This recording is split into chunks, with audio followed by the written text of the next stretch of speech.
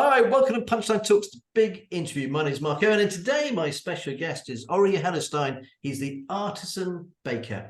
Hello, Ori. Nice to see you. Hi, good morning, Mark. You're right. I'm very well, thank you very much. Right, can you tell us about the business, please? Obviously, you're known as the Artisan Baker. How many staff do you have? What's the turnover of the company? And what do you actually do? Everything, I Okay. would imagine. Everything. Yes. Wow. Where to start? So, yeah, staff-wise, we got 26 altogether. It's split in between our Cheltenham branch and Stroud. Um, Turnover is going to be about 950,000. A caveat on that, that doesn't mean it's not profit. It's turnover. We got a lot of bills to pay. So yeah, margins are very tight. Very difficult times at the moment for the industry, but yeah, we are pushing through. What else? Well, What's let's the let's go in. Let's go into about the industry itself, obviously, because yeah you run a baker. You yeah make lots of different types of bread. Let's talk about that's a very heat intensive, cost sensitive kind of business to be in. What's it been like for you, obviously, with the rising cost of energy costs? Let's start there. Yeah, very challenging. Bakery business is mainly use electricity.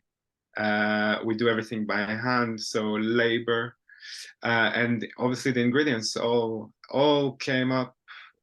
So everything is far more expensive than pre-COVID times.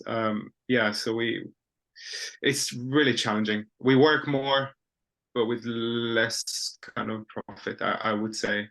Okay, and what sort of costs are we looking at? Energy costs up 30%, staffing costs up, raw materials up. Yeah, just flour is about 30% up since the war with Ukraine. Electricity went up about 3 times plus. We pay about 6,000 a month, which is insane. Wow. Um, yeah, and then obviously we got a lot of staff, so that's a big chunk of our turnover. It's a Yeah. very labor intensive business what you do, because especially making bread by hand, you know I'm an ex-chef, so I've done bakery shifts myself, getting up very early in the morning. What time do you get up in the morning? What's your general day like? What time do you get up, and what's the So process?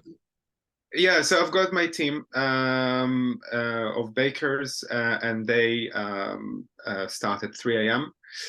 To do the bake, and then there are 2 shifts throughout the day, finishing at 10 in the evening. So it's nearly a 24-hour operation. And for me personally, I need to manage both businesses.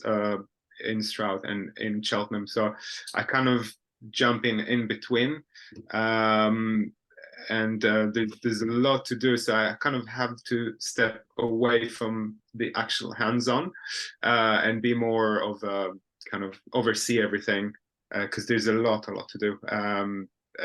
Especially with staff, 26 people.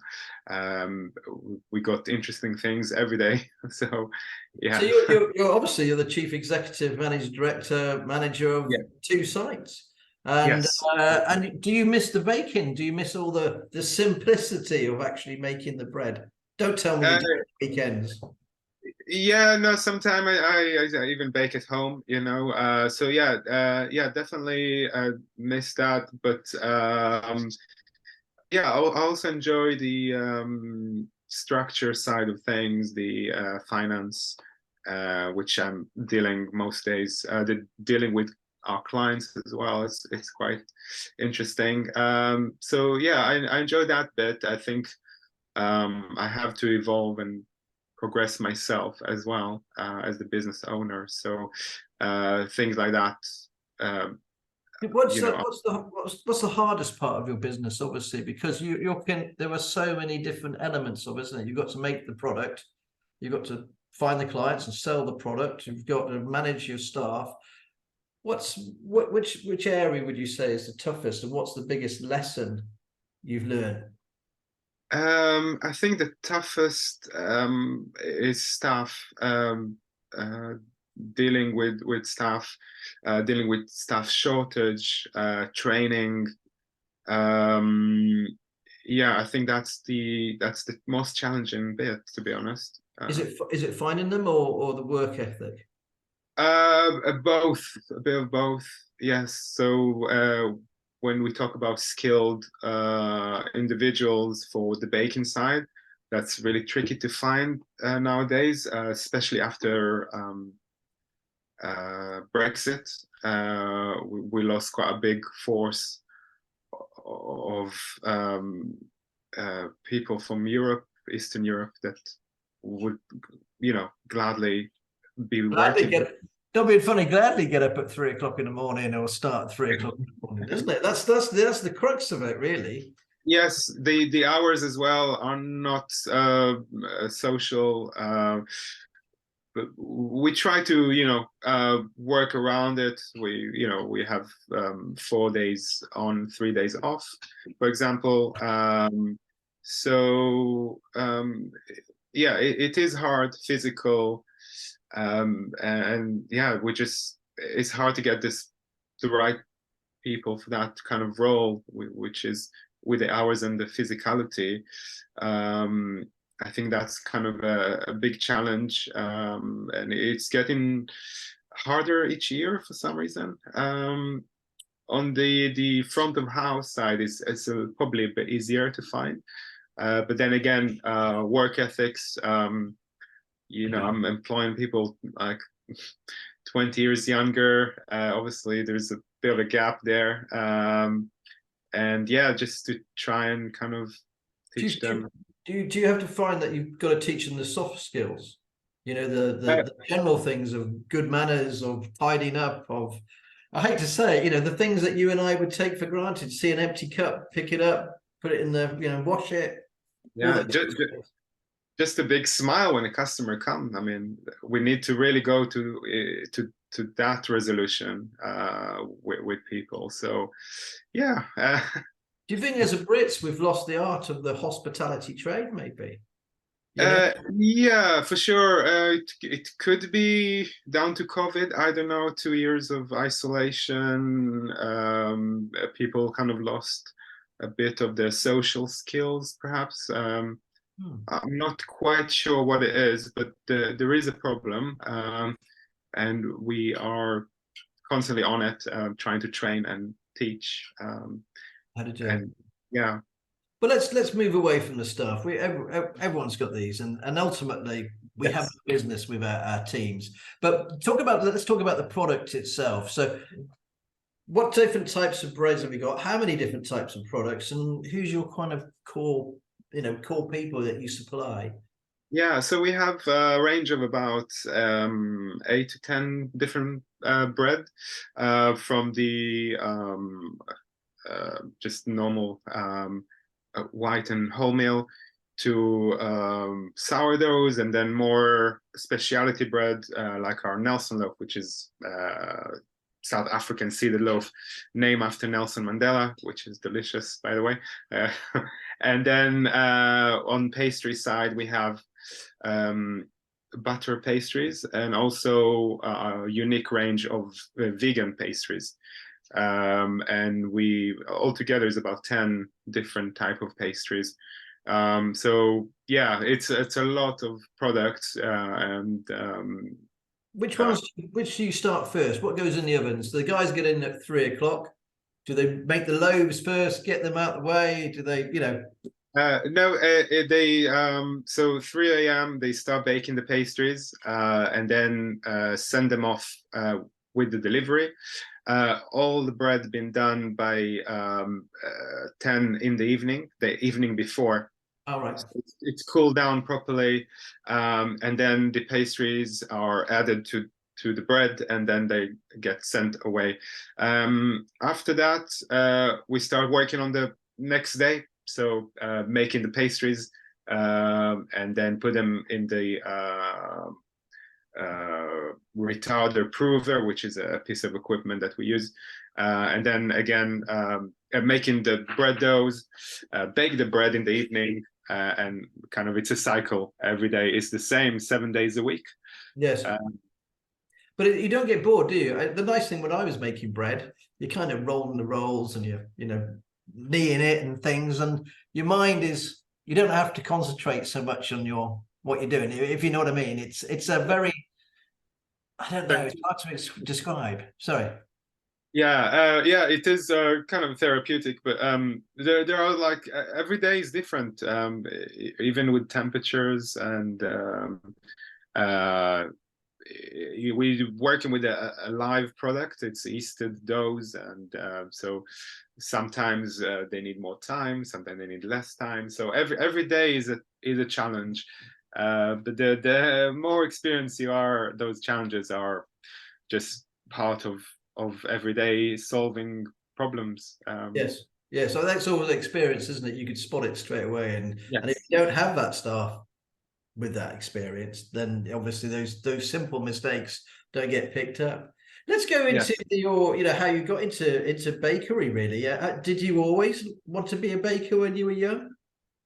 I'm not sure. I think my mom used to have a bread shop in Jerusalem.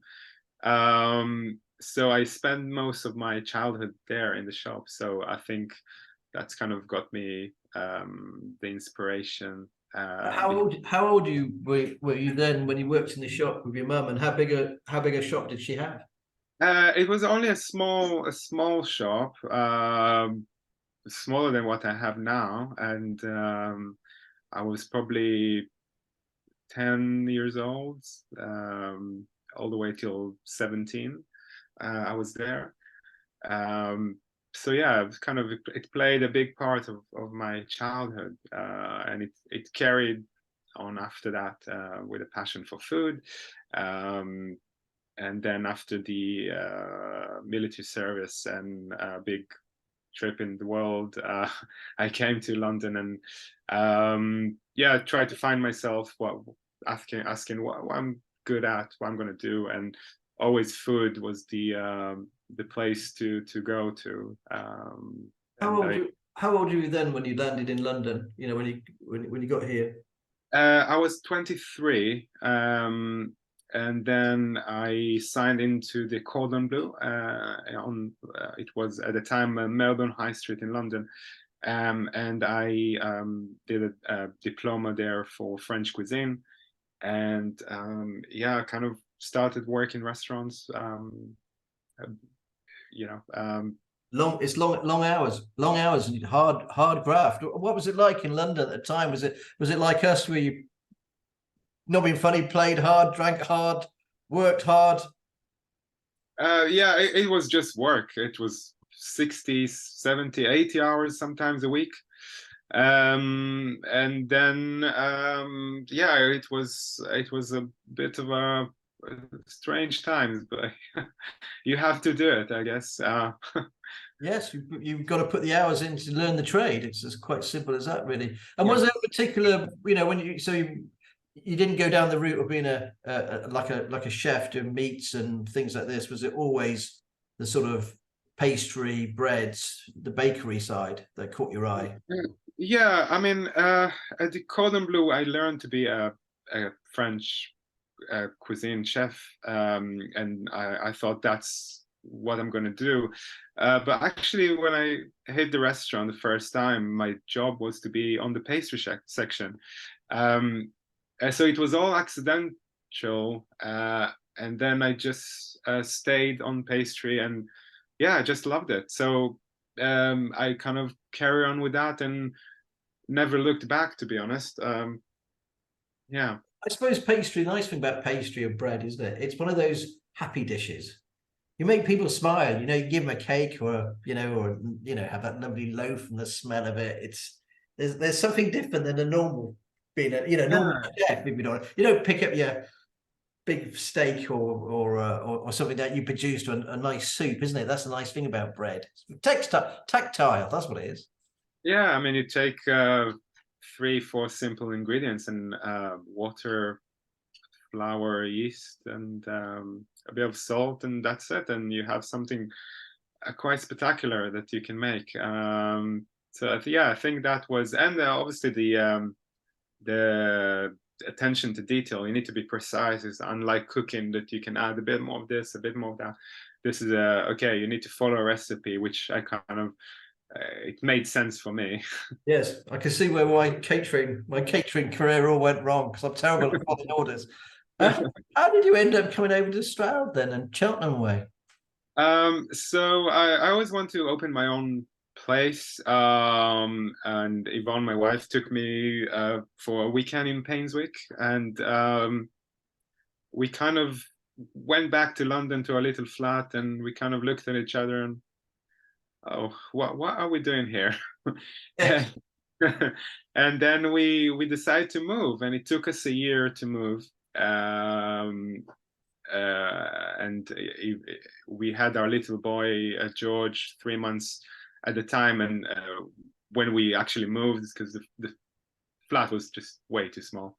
And yeah, it was 11 years ago, and And where did you work when did you get a job in Stroud or did you open your own bakery straight away? no, I opened my own place straight away. I shared the space with a friend who I met literally a day before. So we left our jobs, our careers in London, and I think I had about £7,000 to start a business. Right. And yeah, next day I got my first order. I was screaming, running on the roads of Painswick with joy, and yeah, that was that. Who was your first client? It was a pub in Painswick. It was a Falcon. Right, yes. Okay. Yeah, yeah. Are they still a client? No, the business evolved so much, and clients came and go.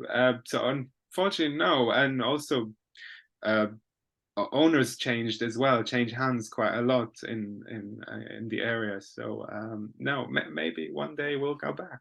Never know. So anyway, so you had your first client. Were you based in Painswick then? So you started the business and then you moved to Stroud.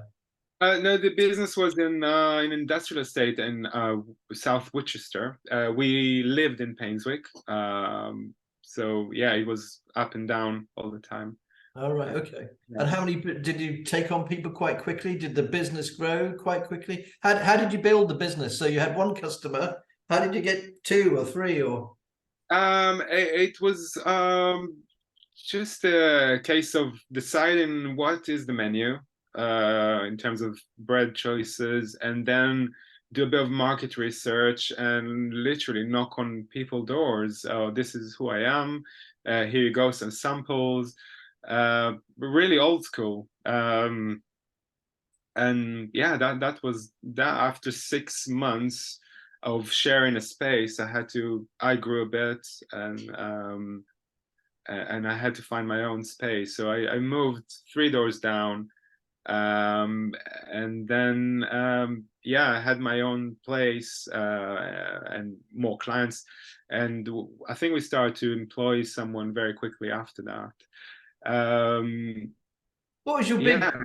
big break then? Because obviously, we all have that one client or that one person we meet that sort of helps us take it away. For me, it was always meeting Robert Gilman from Gilman's Electrical. I don't know if you know, that was a pivotal point in my advertising career, really. But what was the point for you? Well, I'm still waiting for that moment, I guess. No, we're nearly a million turnover already. Really nice. I think COVID just put everything on fast forward, and there was an opportunity for me to go into the 5 Hours shopping center, move the bakery there, and have the shop front. And yeah, that was tough times. The move to get used to working this way and not just to bake for the farmers market. yeah, and after that, a couple of years later, we opened Cheltenham branch, which is nearly a year old. So I think in a weird way, COVID did this whole Helped.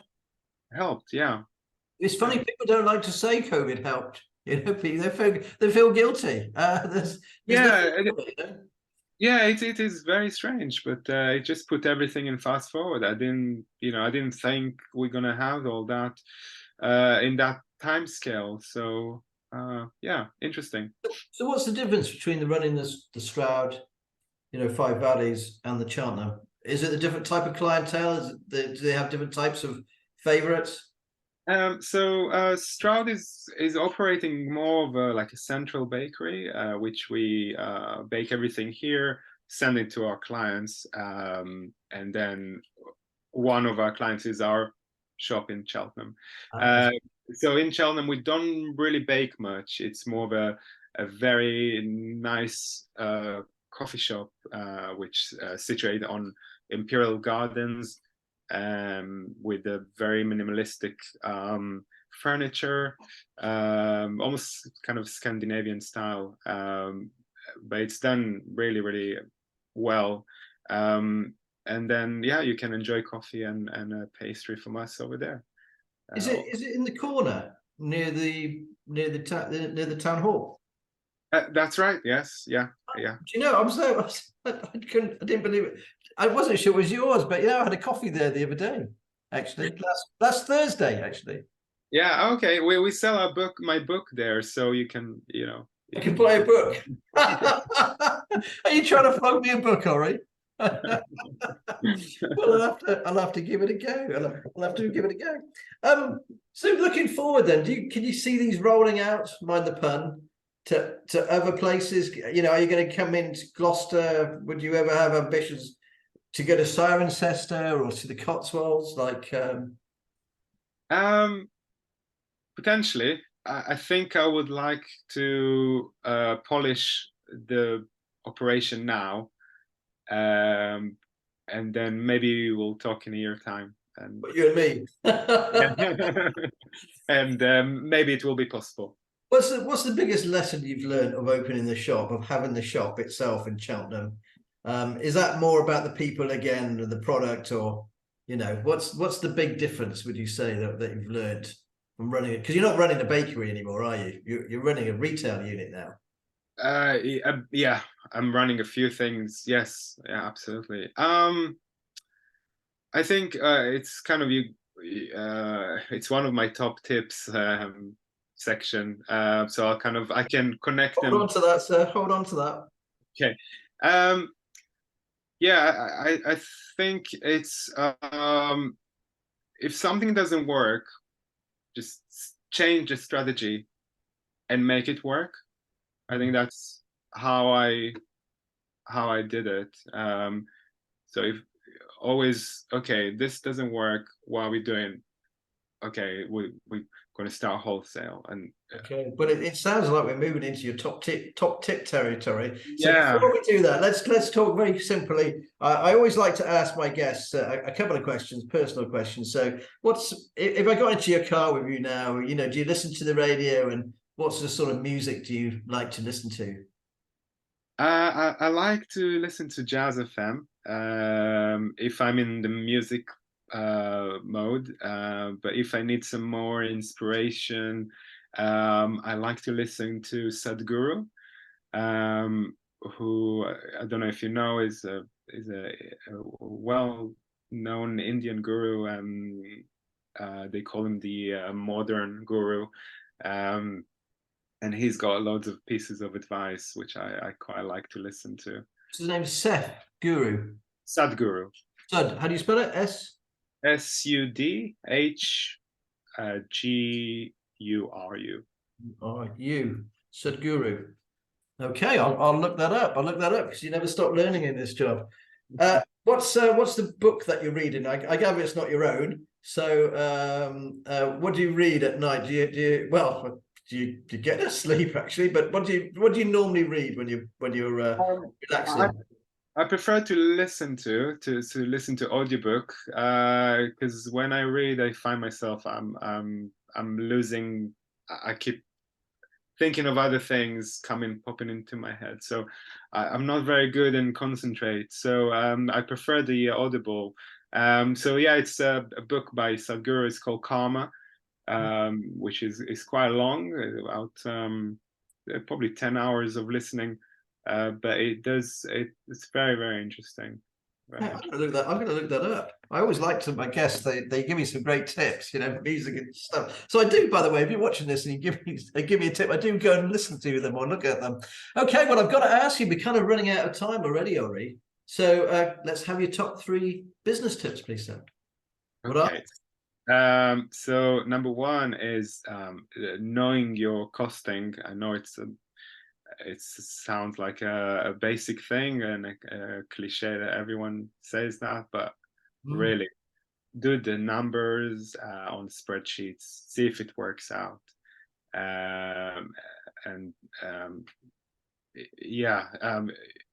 Know your numbers before you open, because you can get into trouble. I see it all the time, Ori. I see it all the time.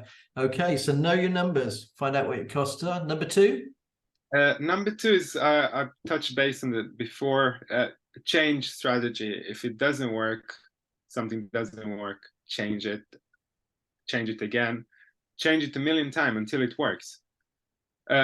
Saying all that only if you believe, that you got something. If you don't, it's okay to say, actually, it's not working. I'll do something else. That's also fine. That's also absolutely fine. But yeah, if you are confident in your business, just change it a million times till it works. Okay, fantastic. And your 3rd and final top tip? Final, again, it's about numbers. I think cash flow is something very, very important. So just daily, keep an eye on it daily. Do prediction for the whole year. I've got prediction for the whole year. Scatter all the events scattered throughout the year. So yeah, really understand that, and because it does make an impact, and see where you can.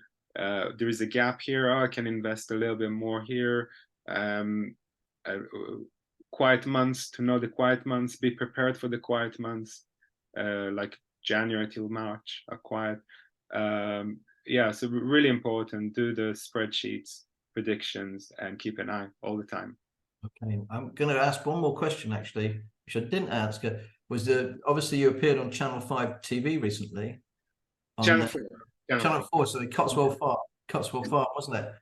Has there been a pickup from business? Have people recognize you in the street now and say, "Oh, I've seen you"? Are you famous, Ori? Probably in Stroud, I get picked up. But yeah, the show did actually a massive change for us. So sales were up, and we get more traffic throughout our shops, not just at Gloucester Services. So yeah, it done a wonderful boost for us as a business. So I'm very grateful for that show. I'm going to ask you also, have you watched all the series, or did you just watch your one episode that you're in? No. No, I watched everything. Yes. That's nice to know. I thought I'd watch it after I've interviewed all you guys, so I haven't watched it yet, I'll be honest with you. They're all there on the recorder for a nice bottle of wine. I'll sit down and watch it all, but now talk to you about this. Ori, thank you ever so much for your time today. Thanks for talking to Punchline Talks. Thank you very much. Take care. Bye-bye.